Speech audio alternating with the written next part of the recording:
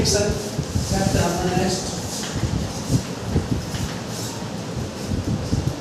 Friction chapter में हम पढ़ेंगे कि फ्रिक्शन होता क्या है, तो डिस्कशन हम इसमें करेंगे। ठीक है, तो उससे पहले जाने से पहले हम बेसिक इसका इंट्रोडक्शन करेंगे कि फ्रिक्शन कैसे होता है कैसे।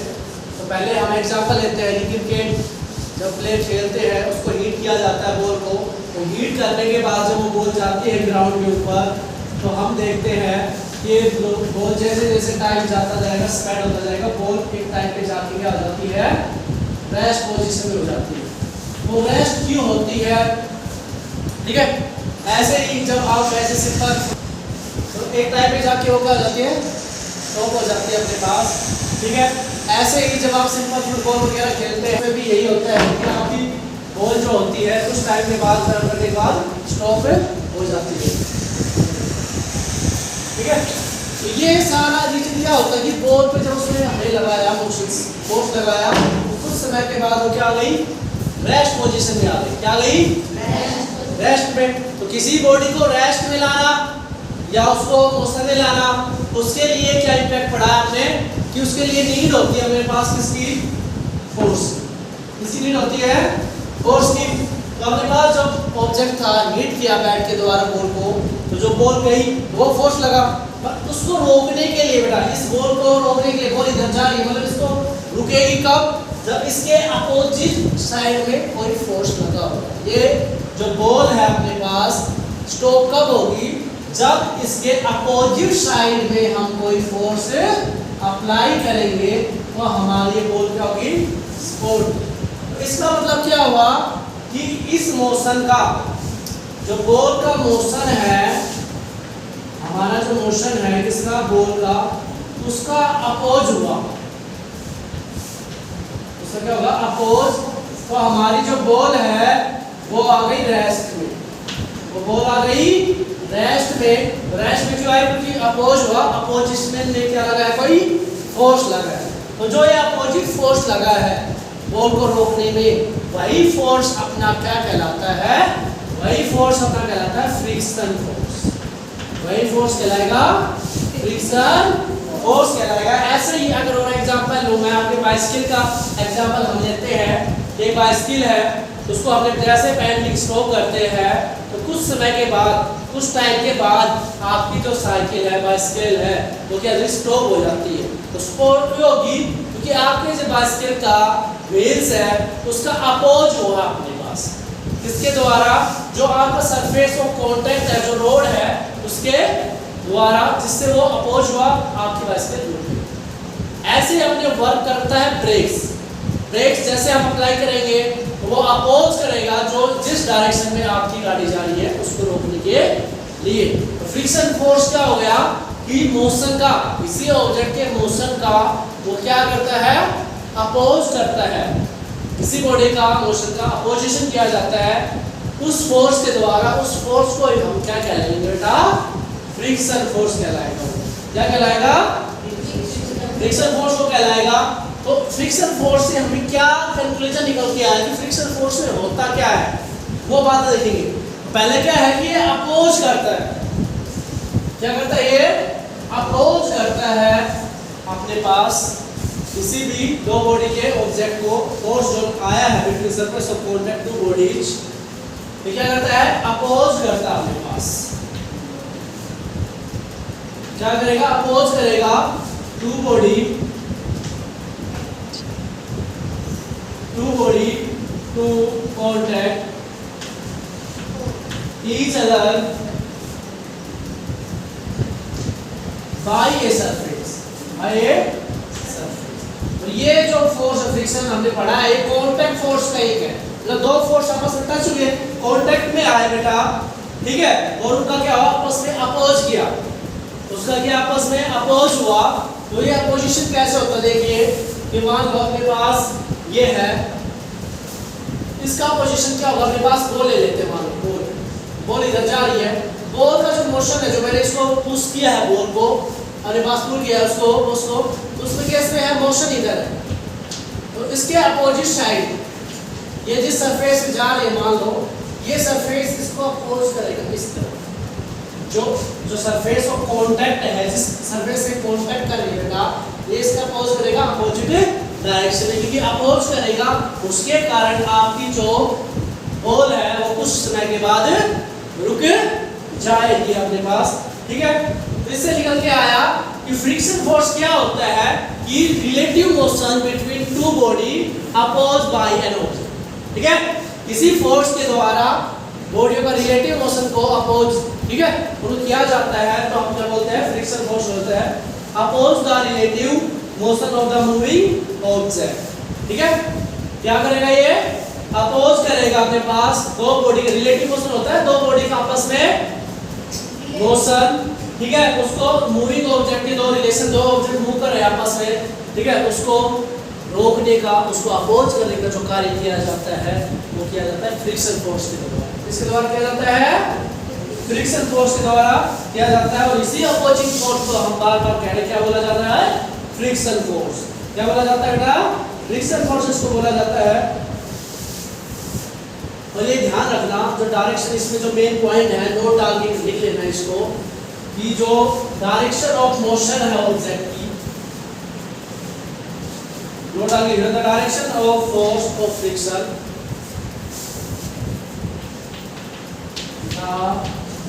Direction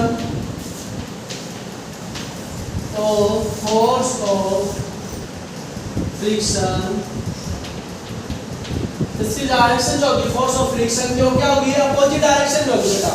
is always opposite, is always opposite, always opposite to the moving body, is always opposite to the moving body। इसको लिख सकते हैं, to always opposite to the direction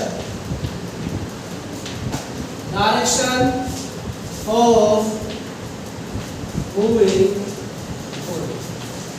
जो डायरेक्शन ऑफ फ्रिक्शन की और फोर्स की और मूविंग बॉडी है, उन दोनों की डायरेक्शन हमेशा अपोजिट डायरेक्शन में होगी। जैसे कि ये मान लो बुक है आपकी, आपने बुक को इधर किया, तो बॉडी किधर मूव करेगी, इस तरफ। जो बॉडी का मोशन है आपका बेटा जी, इस तरह बॉडी का मोशन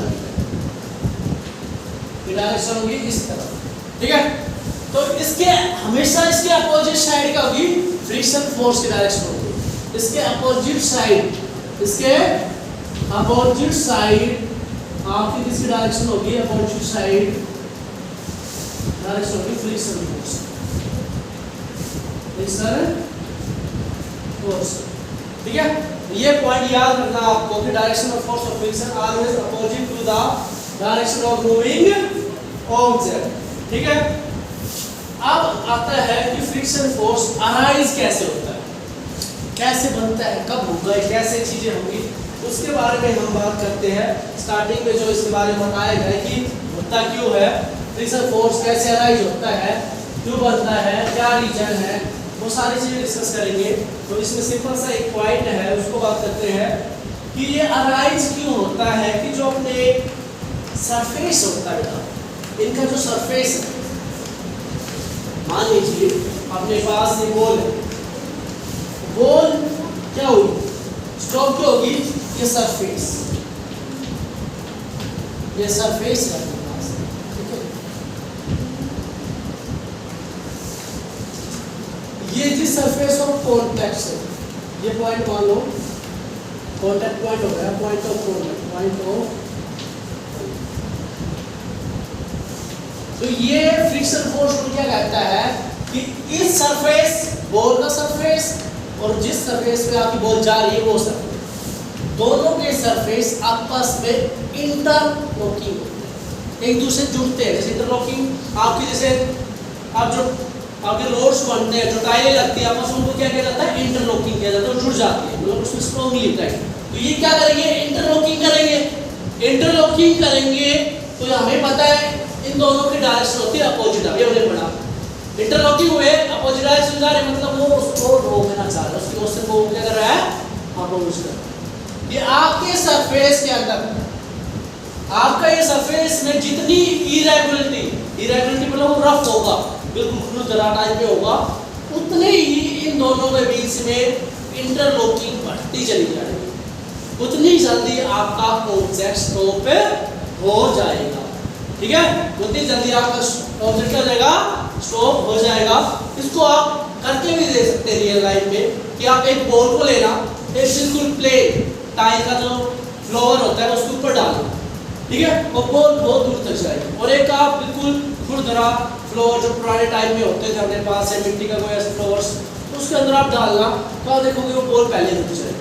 जिस सरफेस में इरेगुलरिटी ज़्यादा होगी, रफनेस ज़्यादा होगी, उसमें इंटरलॉकिंग ज़्यादा होगी, और इंटरलॉकिंग ज़्यादा होगी तो वहाँ पे फ्रिक्शन फोर्स भी क्या होगा, ज़्यादा होगा। इन सरफेस के बीच में बेटा इंटरलॉकिंग ज़्यादा कब होगी, जब इस सरफेस में होगी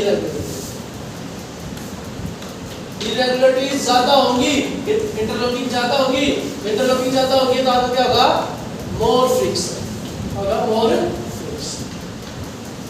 ठीक है, ये इसका पहले थिंकिंग थी कि सरफेस की इरेगुलरिटी, सरफेस में कितनी इरेगुलरिटी पाई जाती है उसके हिसाब से आपका फ्रिक्शन फोर्स अराइज होगा कि कम होगा या ज़्यादा होगा, और जब जल्दी रुकेगा या बाद में रुकेगा, ये सारी चीज उसकी सरफेस की इरेगुलरिटी इंटरलॉकिंग डिसाइड करती है। फिर आगे हम करेंगे इसमें कि आप जब मॉडर्न थ्योरी आई साइंटिस्ट ने इन चीजों के बारे में देखा तो वो क्या बोलते हैं, वो कहते हैं जी सरफेस की इंटरलॉकिंग तो होती है, पर प्रत्येक सरफेस जो प्रत्येक मटेरियल हमने पढ़ा है वो एटम से बना होता है। किससे बना होता है, एटम से बना होता है। छोटे छोटे जो मॉलिक्यूल्स है मैटर हमने पढ़ा है कि एटम से बना होता है। तो कहता है सरफेस की जो स्मॉलेस्ट पार्ट है एटम, तो एटम भी आपस में क्या लगाते हैं, एक फोर्स लगाते हैं जिसको होता है एटोमोलिकुलर फोर्स बोलते हैं। उस फोर्स के कारण आपका फ्रिक्शन फोर्स प्रोड्यूस होता है कि दोनों सरफेस के बीच में जो एटोमोलिकुलर फोर्स है वो अराइज होगा, जिसके कारण आपका फ्रिक्शन फोर्स अराइज होता है। तो चीजें पढ़ी हमने कि अराइज क्यों होता है, तो पहले पुराना मेल जो लोग पहले होता था वो कहते थे कि दो सरफेस के बीच में अपनी इरेगुलरिटी ज़्यादा होगी, इरेगुलरिटी ज़्यादा होगी इट मींस उनके बीच में इंटरलॉकिंग ज़्यादा होगी, वहाँ से फ्रिक्शन फोर्स ज़्यादा प्रोड्यूस होगा। फिर मॉडर्न थ्योरी में आया सर जो सरफेस होता है कोई मटेरियल होता है, मैटर होता है, वो बना होता है एटम से। किससे बना होता है, एटम से।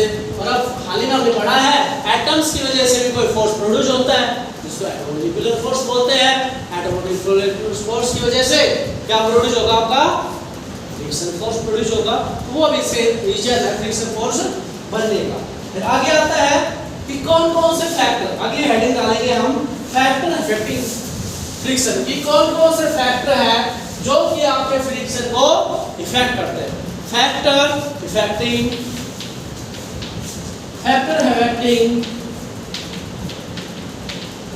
फ्रिक्शन, कौन कौन से फैक्टर है, तो फैक्टर अफेक्टिंग फ्रिक्शन, फ्रिक्शन को कौन कौन से फैक्टर अफेक्टिंग करते हैं वो पढ़ेंगे। तो जो फर्स्ट लीड अपने पास है वो है अपने पास नेचर ऑफ टू सरफेस। जो फैक्टर पहला पढ़ेंगे हम वो है nature of two surface, nature of two surface.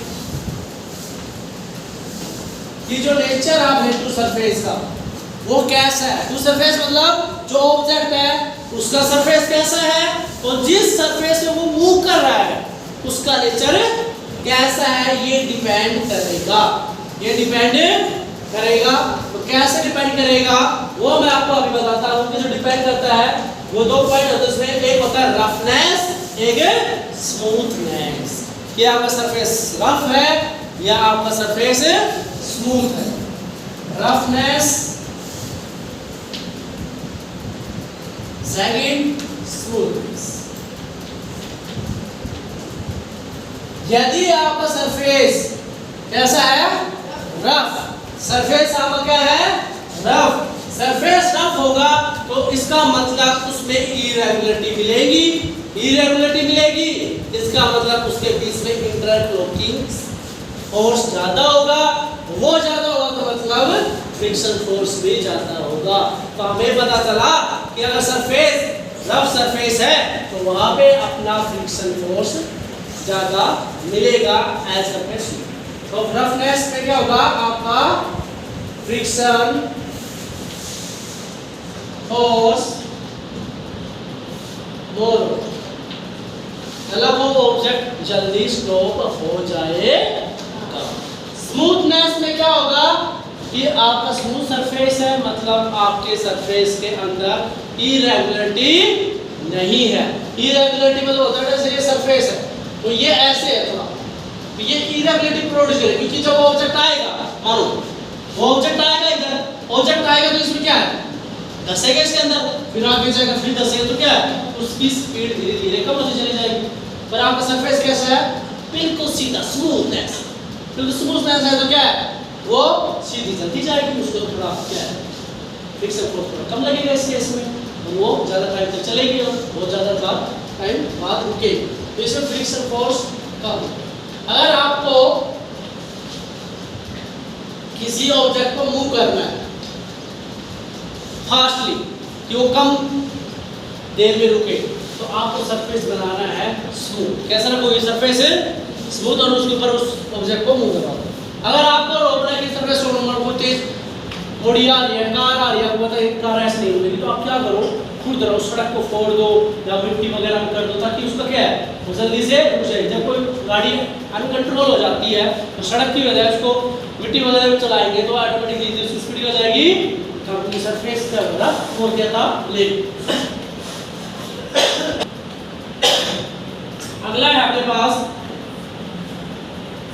इसको हम करके भी देख सकते हैं, आप अपनी पेन ले लेना, क्या पड़ा उसको आप दो सरफेस में करके देख लेना, आप देखोगे कि रफ सरफेस पे आपकी जो पेन है वो जल्दी स्टॉप हो जाएगा, और स्मूथ सरफेस पे आपका जो पेन होल्डर है वो ज़्यादा दूर तक जाएगा। तो आज के लिए आप इतना ही पढ़ेंगे, ठीक है, ओके।